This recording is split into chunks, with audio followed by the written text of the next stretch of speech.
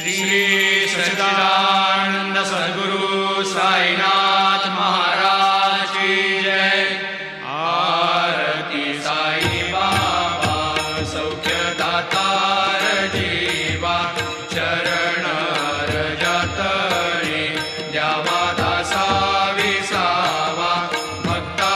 विसावा। आरती साई बाबा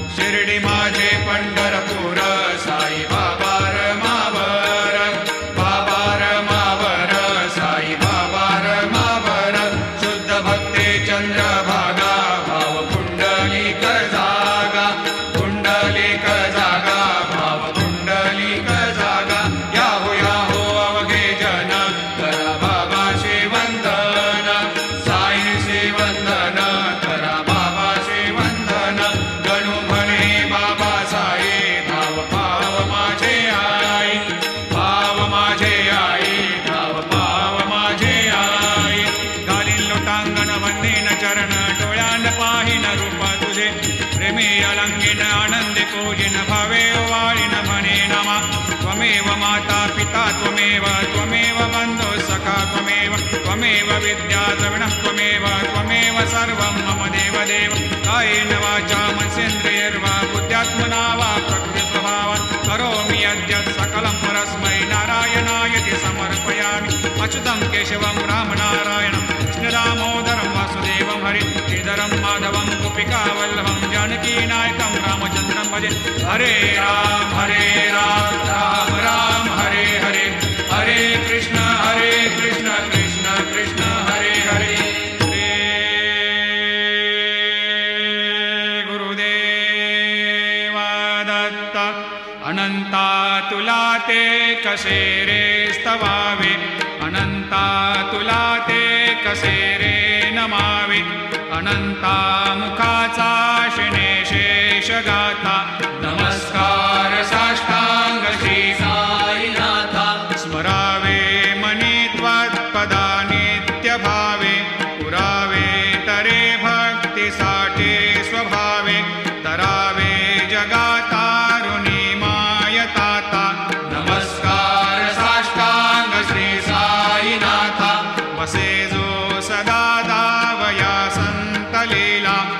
तसे अज्ञलोकान् परे जो जनाला परे अंतरी ज्ञान कैवल्यदाता नमस्कार साष्टांग श्री साईनाथा बरालाधला जन्म हा मानवाचा नरासार्थका साधनीभूत साचा धरो साई प्रेमा गळाया अहंता नमस्कार साष्टांग श्री साईनाथा धरावे करीसान अल्पज्ञ बाला करावे आम्हा धन्य चुंबो निघाला मुखे घाल प्रेमे खरा ग्रास आता नमस्कार साष्टांग श्री साईनाथा सुरादिक ज्यांच्या पदा वंदिता ते शुकादिक ज्यांते समानत्व देते प्रयागादि तीर्थे पदे नम्र होता नमस्कार साष्टांग श्री साईनाथा तुझ्या ज्या पदा पाहता गोप बाले सदा रंगलीचित स्वरूपे मिळाले करे रास क्रीडा सवे कृष्णनाथा नमस्कार साष्टांग श्री साईनाथा तुला मागतो मागणे एक द्यावे करा जोडितो दीन अत्यंत भावे भवे मोहनी राज हातारी आता नमस्कार साष्टांग श्री साईनाथा ऐसा येई बासाय दिगंबरा अक्षय रूप अवतारा सर्व हि व्यापक तो श्रुतिसारा अनुसया त्रिकुमारा बाबा येई बा काशी स्नान जप प्रतिदिवशी कोल्हापूर भिक्षेशी निर्मल नदी तुंगा जलप्राशी निद्रा माहुर देशी ऐसा येई बा झोळी लोंबत से वाम करी त्रिशूल डमरोधारी भक्तावरद सदा सुखकारी देशील मुक्तिचारी ऐसा येई बा पायी पादुका जपमाला कमंडलो मृगचाला धारण करशी बा नागजटा मुकुट शोभतो माथा ऐसा येई बा तत्पर तुझाया जे ध्यानी अक्षय त्यांचे सदनी लक्ष्मी वास करे दिन रजनी रक्षिसी संकट वारुणी ऐसा येई बा या परिध्यान तुझे गुरुराया दृश्य करी नयनाया पूर्णानंद सुखे एकाया लाविषि हरि गुण गाया ऐसा येई बा साई दिगंबरा अक्षय रूप अवतारा सर्व हि व्यापक तो श्रुतिसारा अनुसया त्रिकुमारा बाबा येई बा सदा सस्वरूपं चिदानन्दकन्दं जगत्सम्भवस्थान संहारहेतुं स्वभक्तेच्छया मानुषं दर्शयन्तं नमामीश्वरं सद्गुरुं साईनाथं भवद्वांतविद्वांसमार्तण्डमीड्यं मनोवागतेतं मुनिर्ध्यानगम्यं जगद्व्यापकं निर्मलं निर्गुणत्वां नमामीश्वरं सद्गुरुं साईनाथं भवाम्भोधिमग्नार्दितानां जनानां स्वपादाश्रितानां स्वभक्तिप्रियाणां समुद्धारणार्थं कलौ सम्भवन्तं नमामीश्वरं सद्गुरुं साईनाथं सदा निम्बवृक्षस्य मूलाधिवासात् सुधास्राविणं तेक्तमप्यप्रियन्तं तरुं कल्पवृक्षाधिकं साधयन्तं नमामीश्वरं सद्गुरुं साईनाथं सदा कल्पवृक्षस्य तस्याधिमूले भवद्भावबुद्ध्या सपर्यादिसेवां तृणां कुर्वतां भोक्तिमुक्तिप्रदन्तं नमामीश्वरं सद्गुरुं अनेका श्रुता तर्क्यलीला विलासै समावेशकृतेशान भास्वत्प्रभावम् अहं भावहीनं प्रसन्नात्मभावं नमामीश्वरं सद्गुरुं साईनाथं सतां विश्रमाराममेवाभिरामं सदा सज्जनैः संस्तुतं सन्नमद्भिः जनामोददं भक्तभद्रप्रदन्तं नमामीश्वरं सद्गुरुं साईनाथम् अजन्माद्यमेकं परब्रह्म साक्षात् स्वयं सम्भवं राममेवावतीर्णं भवद्दर्शनात् सम्पुनीतप्रभोहं नमामीश्वरं सद्गुरुं साईनाथम् श्री साईश कृपानिधे नृणां सर्वार्थसिद्धिप्रद युष्मत्पादरजप्रभावमतुलं धातापि वक्ता क्षमः सद्भक्त्या शरणं कृताञ्जलिपुट सम्प्रापितोऽस्मि प्रभो श्रीमत्साई परेशपादकमलान् न्यान्यच्छरण्यं मम सायिरोपधर रागोत्तमं भक्तकामविबुधद्रुमं प्रभुं माययोपहतचित्तशुद्धये चिन्तयाम्यमर्निशं मुदा शरत्सुधांशो प्रतिमं प्रकाशं कृपातपत्रं तव साईनाथ त्वदीयपादाब्जसमाश्रितानां स्वच्छायया तापमपाकरोतु उपासनादैवत साईनाथ स्तवैर्मयोपासनिना स्तुतस्त्वं रमेन्मनोन्मे तव पादयुग्मे भृङ्गो यथाब्जे मकरन्दलुब्धः अनेकजन्मार्जितपापसंशयो भवेद्भवत्पादसरोजदर्शनात् क्षमस्व सर्वान्धपरान्धपुञ्जकान् प्रसीद सायेश सद्गुरोदयानिधे श्री साईनाथ चरणामृतपोतचित्तास् सत्पादसेवनरतः सततं च भक्त्या संसारजन्यदुनितोर्धवनिर्गतास्ते कैवल्यधाम परमं समवाप्नुवन्ते स्तोत्रमेतत् पठेद् भक्त्या यो नरस्तन्मना सदा सद्गुरो साईनाथस्य कृपापात्रं भवेद्ध्रुवम् रुसो मम प्रियाम्बिका मजवरी पिता हि रुसो रुसो मम प्रियाङ्गना प्रियसुतात्मजा हि रुसो रुसो भगिनी बन्धु हि श्वशुरसासुबाई रुसो न दत्त गुरु साई मामजवरी कधीहि रुसो उसो न सुनबाई त्या मजन भ्रातृजाया पुसो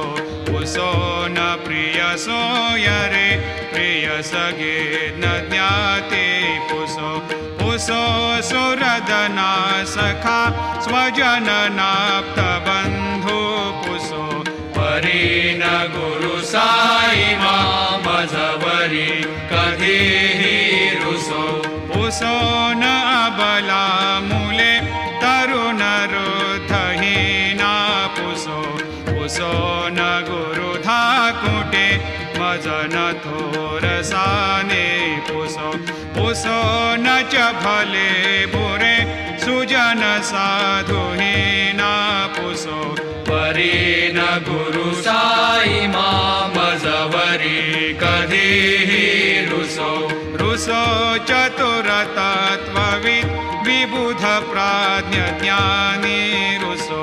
रुसो हि विदुषी स्त्रिया कुशल पंडिता हि रुसो रुसो महीपते यति भजक तापसे हे रुसो न दत्त गुरु साई मामजवरी कधीहि रुसो रुसो कवि ऋषि मुनि अनघसिद्ध योगे रुसो रुसो हि गृह देवता निकुल ग्राम देवी रुसो रुसो खल पिशाच हि मलिन डाकिने हे रुसो न दत्त गुरु साई मामजवरी कधीहि रुसो मृग खग कृमि अखिल जीव जन्तु रुसो रुसो विटप प्रस्तरा अचल आपगाब्धि रुसो रुसो खपवनाग्निवार अवनि पंचतत्वे रुसो न दत्त गुरु साई मजवरी कधीही रुसो रुसो विमल किन्नरा अमल यक्षिणे रुसो रुसो शशि खगादिः गगनितारका रुसो रुसो अमर राजहि अदय धर्म राजा रुसो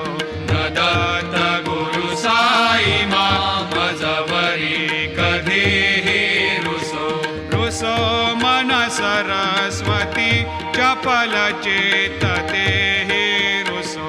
रुसो वपुदिशाखिला कठिन काल तो हे रुसो रुसो सकल विश्व हि मयि तु ब्रह्म गोलं रुसो न दत्त गुरु साई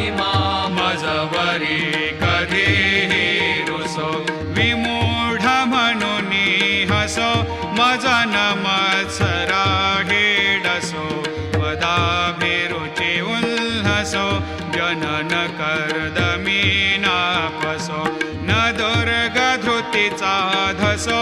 अशिव भाव मागे खसो प्रपंची मन हे रुसो दृढ विरक्ती चित्ती ठसो पुणाची घृणा नसो न च स्पृहा कशाचे असो